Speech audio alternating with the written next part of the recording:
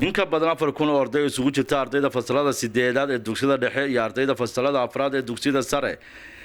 ayaa maanta gobolka Togdheer uga fadhiistay imtixaanka shahaadiga sanad dugsiyeedka 2014 ilaa 2015 waxaana imtixaanka shahaadigi ka bilaabmay saaka 15 goobood oo ka tirsan deegaanka gobolka Togdheer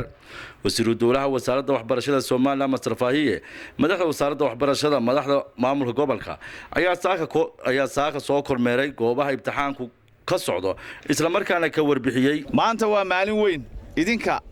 iyo wasaaradda waxbarashada waxay u tahay maalin weyn maanta waxa uu fadhiisanaya imtixaankii shahaadiga ahaa ee dalka 24,000 oo arday oo isugu jira 9,000 oo arday oo dugsi sare ah iyo 14,000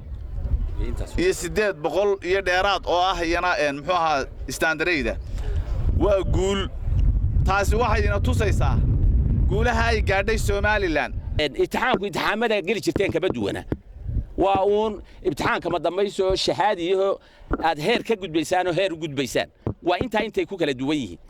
waxa kale inta weheliya maanta qof waliba maskaxdiisa tujinaya qofku markuu imtixaan galayo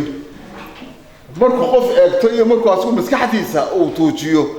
waxa weeyaan waa kala jaad waxaan idinku boorinayaa maskaxdiina tuujisaan dardaaran ba muhiim ah ilaahay subhanahu wa ta'ala waxa ka baranay ilaahay idin fududeeyo qof walba waxa tamartaada iyo aqligaaga iyo aqoontaada waqtiga aad soo dhiganaysay aad baa la doonayaa saaka inaad tijaabiso hareerahaagana hay'adin hortaadana hay'adin buugaaga iyo aqligaaga la baahiyo inaad la kaashato marka hore waxaan ka salaamayaa ardayda imtixaanaadka fadhiisanaysa ee dhammaan Soomaaliland oo dhan gaar ahaan gobolka Togdheer gaar ahaan halka iskuulka jooga Sheekh Bashiir marka hore iyo bahda saxaafadda waxaynu rajaynayaa guul insha Allah waxaan rajaynaynaa inaad ku guulaysato oo gobolka Togdheer ugu horeeyo imtixaanaadka inaad noqotaan ardayda u fadhiisatay imtixaanka shahaadiga sanadkan gobolka Togdheer ayaa ka badan kuwii sanadkii hore u fadhiistay isla markaana ku niyadsan